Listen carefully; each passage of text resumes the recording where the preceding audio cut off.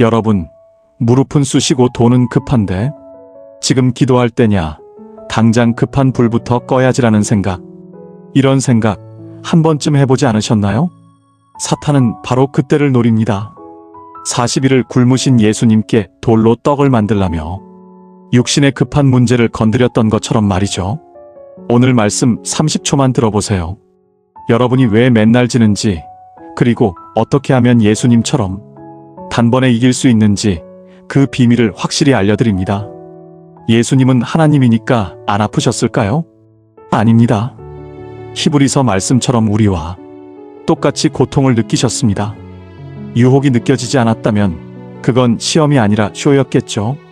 자, 이제 사탄의 진짜 계략이 나옵니다. 이 내용을 듣기 전에 아직 구독 안 하신 분들은 지금 버튼 한번 꾹 눌러주세요. 영적인 싸움에서 절대 길을 잃지 않습니다. 그럼 사탄이 우리를 어떻게 속이는지 계속 가보겠습니다. 마태복음 4장 1절부터 11절까지 예수님의 시험. 예수님께서 공생애를 마치시고 십자가를 일주일 앞두고 예루살렘에 입성하신 날입니다. 제자들은 자신들의 옷을 벗어 나귀 새끼의 안장으로 삼았고 길에도 옷을 깔았습니다. 주위 사람들은 종려나무 가지를 꺾어 길에 깔았습니다. 그 종려나무 잎은 어른의 상체만 할 정도로 큽니다. 사람들의 눈에는 승리하시는 예수님의 모습으로 보였습니다. 드디어 예수님이 나라를 회복하실 때가 됐구나. 그러나 예수님은 십자가를 준비하고 계셨습니다. 곧 하늘나라 떠나실 준비를 하고 계셨던 것입니다. 사람의 생각과 예수님의 생각은 달랐습니다. 예수님도 우리와 똑같이 시험 받으셨다. 마태복음 4장 1절부터 11절까지입니다.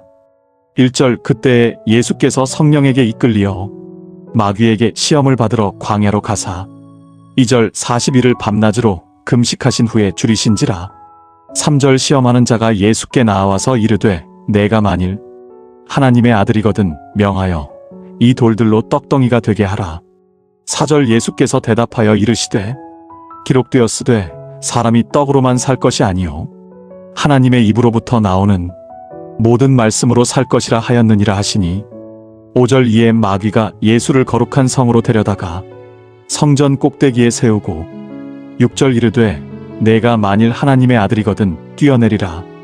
기록되었으되 그가 너를 위하여 그의 사자들을 명하시리니 그들이 손으로 너를 받들어 발이 돌에 부딪히지 않게 하리로다 하였느니라. 7절 예수께서 이르시되 또 기록되었으되 주 너의 하나님을 시험하지 말라 하였느니라 하시니 8절 마귀가 또 그를 데리고 지극히 높은 산으로 가서 천하 만국과 그 영광을 보여 9절 이르되 만일 내게 엎드려 경배하면 이 모든 것을 내게 주리라. 10절 이에 예수께서 말씀하시되 사탄아 물러가라 기록되었으되 주 너의 하나님께 경배하고 다만 그를 섬기라 하였느니라. 11절 이에 마귀는 예수를 떠나고 천사들이 나와서 수종드니라. 오늘 본문을 보시면서 이런 생각을 해보지 않으셨습니까? 예수님이 시험을 이기신 건 당연한 거 아닌가? 예수님은 하나님이시니까. 또 이렇게 생각하실 수도 있습니다. 예수님의 시험과 우리의 시험은 다른 거 아닌가? 그러나 성경은 뭐라고 말씀하십니까? 히브리서 4장 15절을 함께 보시겠습니다. 우리에게 있는 대제사장은 우리의 연약함을 동정하지 못하실 이가 아니요 모든 일에 우리와 똑같이 시험을 받으신 이로되 죄는 없으시니라. 여기서 핵심 단어가 무엇입니까? 똑같이입니다. 예수님은 모든 일에 우리와 똑같이 시험을 받으셨습니다. 100% 똑같습니다. 다만 죄는 없으십니다. 죄가 없다의 의미. 여기서 우리가 잘못 이해하기 쉬운 부분이 있습니다. 죄가 없다는 말이 무슨 뜻입니까?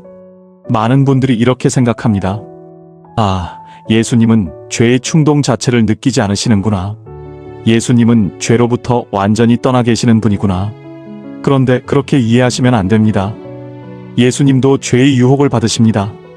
예수님도 죄에 대한 충동을 느끼십니다. 만약 예수님이 죄에 대한 충동이나 유혹을 전혀 느끼지 않으신다면 그분은 우리와 똑같은 분이 아닙니다. 그렇다면 오늘 본문의 시험도 의미가 없어집니다. 예수님도 배가 고프시면 먹고 싶어 하십니다. 더 주무시고 싶어 하십니다. 더 갖고 싶어 하십니다. 우리와 똑같으십니다. 다른 분이 아닙니다. 제가 예를 하나 들어드리겠습니다. 저는 담배를 피우지 않습니다. 제 옆에서 누가 담배를 피우면 어떻게 됩니까? 저는 코를 막습니다. 그 냄새가 제게는 전혀 달콤하게 다가오지 않습니다. 그러니 저는 담배 유혹에 대해 받을 일이 없습니다. 담배가 제게는 아무런 의미가 없으니까요. 충동이 없는 겁니다. 만약 예수님이 모든 죄에 대해 이런 식의 마음을 갖고 계신다면 예수님은 우리와 다른 분입니다. 그렇다면 예수님의 시험은 그냥 쇼입니다. 그러나 히브리서는 뭐라고 합니까? 모든 일에 우리와 똑같이 시험을 받으신 이라고 했습니다. 똑같은 겁니다. 우리도 배고프면 먹고 싶어 합니다. 예수님도 마찬가지입니다. 아담과 하와의 비유. 그렇다면 죄가 없다는 것은 무슨 뜻입니까? 이렇게 생각하시면 됩니다. 아담과 하와가 선악과를 따먹기 이전의 상태를 생각해 보십시오. 그때 그들은 죄에 대한 충동이 있었습니까? 없었습니까? 있었습니다. 그래서 사탄의 유혹을 받을 수 있었던 겁니다. 그러나 그들이 죄를 짓지 않은 이유는 무엇입니까? 하나님의 말씀이 그들의 삶의 기준이었기 때문입니다. 그래서 죄를 짓지 않았을 뿐입니다. 여전히 죄를 지을 가능성은 있었습니다. 예수님의 상태가 바로 이것입니다. 예수님도 죄를 지을 가능성은 있으십니다. 죄에 대한 충동도 있으십니다. 우리와 똑같으십니다. 그러나 무엇이 다릅니까? 하나님의 말씀을 기준으로 잡고 가시기 때문에 죄를 짓지 않으시는 겁니다. 죄가 없다는 것은 두 가지 의미입니다. 첫째, 원죄가 없으십니다. 왜 그렇습니까? 성령으로 잉태되셨기 때문입니다. 둘째, 자범죄가 없으십니다. 왜 그렇습니까? 하나님의 말씀을 기준으로 잡고 사셨기 때문입니다. 그러므로 예수님은 죄로부터 멀리 떠나 계신 분이 아닙니다. 우리와 똑같으십니다. 이것을 놓치면 오늘 본문이 이해되지 않습니다. 사탄의 계략 영적 싸움을 육적 싸움으로. 그렇다면 예수님도 우리와 똑같으신데 왜 예수님은 이기셨고 우리는 지고 있습니까? 그 이유는 다름 아닌 사탄의 계략에 빠지기 때문입니다. 에베소서 6장 10절부터 12절을 함께 읽어보겠습니다. 끝으로 너희가 주 안에서와 그 힘의 능력으로 강건하여지고 마귀의 계략을 능히 대적하기 위하여 하나님의 전신갑주를 입으라. 우리의 씨름은 혈과 육을 상대하는 것이 아니요 통치자들과 권세들과 이 어둠의 세상 주관자들과 하늘에 있는 악의 영들을 상대함이라. 예수님이 세 가지 시험을 다 이기신 이유는 무엇입니까? 바로 사탄의 계략에 빠지지 않으셨기 때문입니다.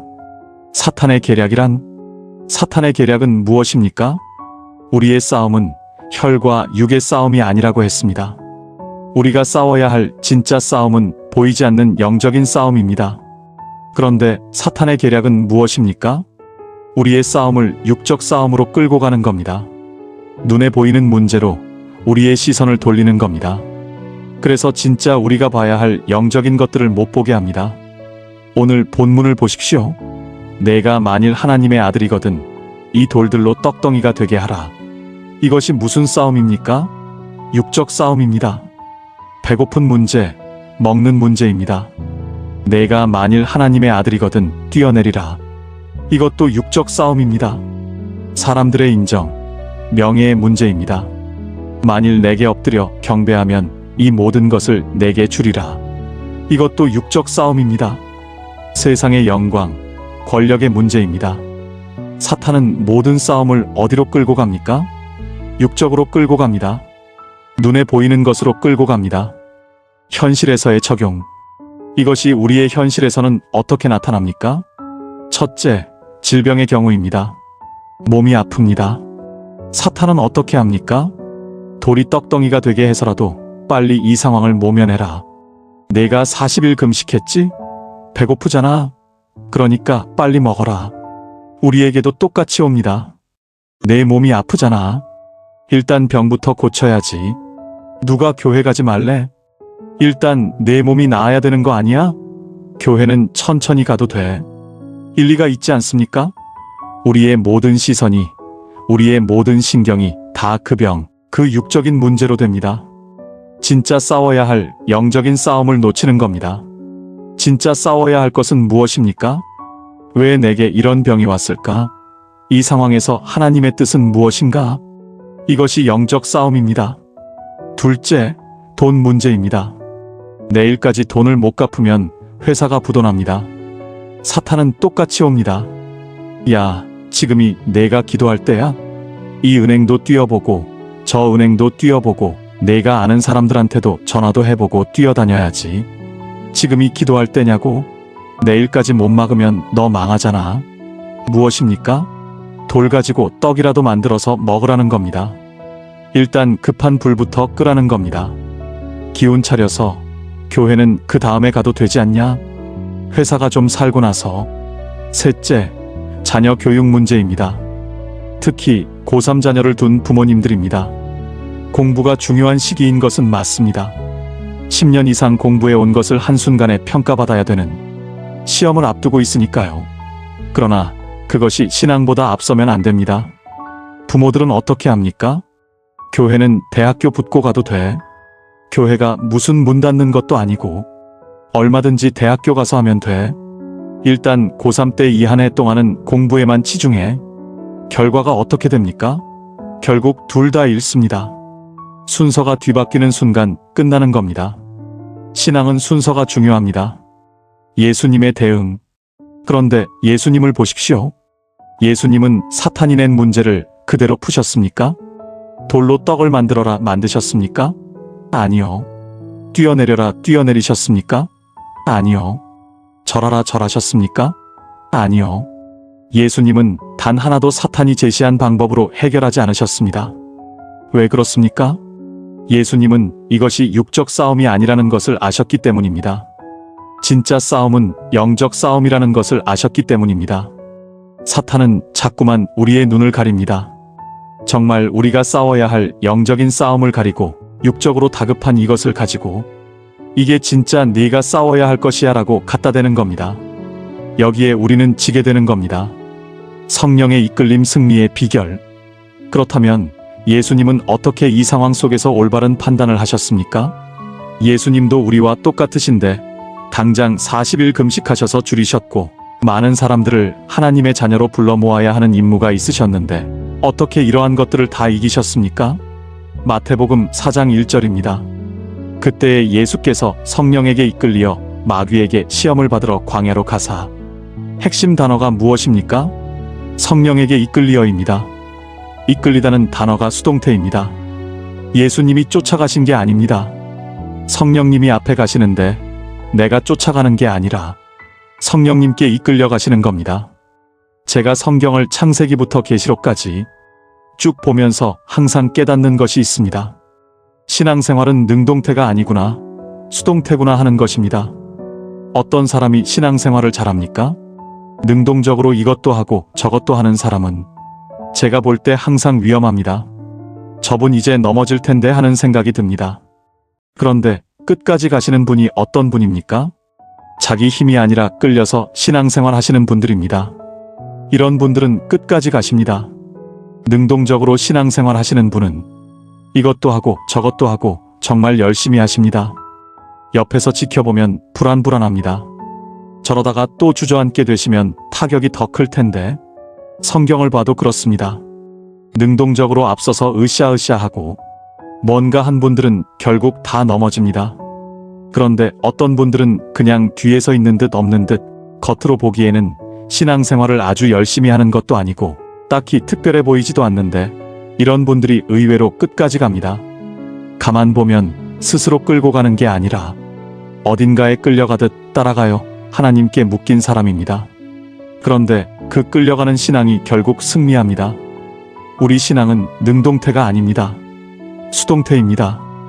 얼마나 내가 성령님께 이끌리느냐의 싸움입니다. 두 가지 이끌림. 야고보서 1장에 이런 말씀이 있습니다. 우리가 시험에 빠지는 이유는 욕심에 이끌리기 때문입니다. 이건 역시 수동태입니다. 지금 두 가지 이끌림이 있습니다. 첫째, 욕심의 이끌림입니다. 예수님도 우리와 똑같이 욕심이 있습니다. 예수님에게도 한 사람이라도 더 끌어안고 더 구원하시려는 마음이 있습니다. 예수님도 그런 마음을 가지세요.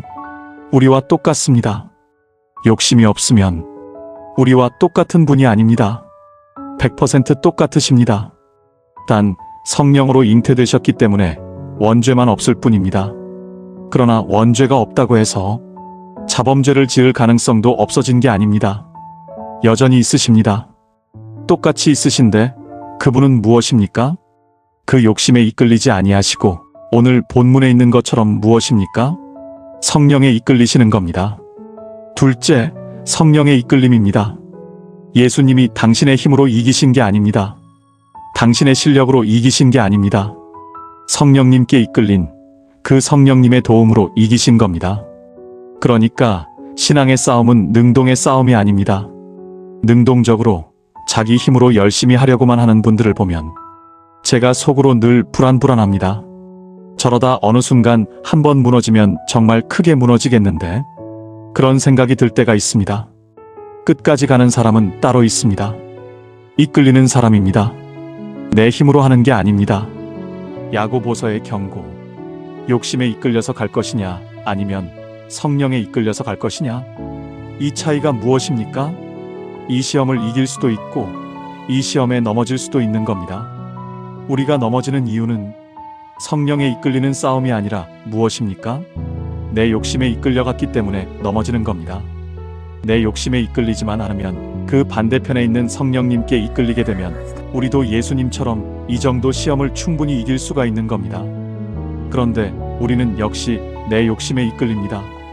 그 욕심에 이끌렸다는 얘기는 욕심이 나를 사로잡았다는 얘기입니다. 욕심이 나를 사로잡았기 때문에 그 욕심이 사로잡은 나를 어떻게 끌고 갑니까? 사탄에게로 끌고 가는 겁니다. 그래서 욕심이 잉태한 즉 죄를 낳게 되는 겁니다. 그리고 그 죄가 장성하면 사망을 낳게 되는 것입니다. 결론 및 적용. 사랑하는 성도 여러분, 예수님은 우리와 똑같은 분이십니다. 100% 똑같으십니다. 그분이 죄가 없다는 것은 죄에 대한 속성이 없다는 얘기가 아닙니다. 우리와 똑같지만 성령으로 잉태되셨기 때문에 원죄를 피하실 수 있었다는 얘기입니다. 원죄를 피했다고 해서 우리와 같은 죄의 충동이나 죄 유혹이 없느냐? 아닙니다. 사실 아담과 하와도 선악과를 따먹기 이전의 상태에서는 죄를 지을 수 있는 가능성이 열린 상태였습니다. 그런데 그 모습이 바로 예수님의 모습과 같습니다. 예수님도 언제든지 죄를 지을 수 있는 가능성이 있는 분입니다. 그럼에도 불구하고 예수님이 왜 죄가 없습니까? 예수님은 죄를 지을 수 있는 가능성이 있었음에도 그 가능성을 뚫고 하나님의 말씀을 기준으로 걸어가셨기 때문입니다. 그러니 사탄의 계략을 꿰뚫어 보십시오.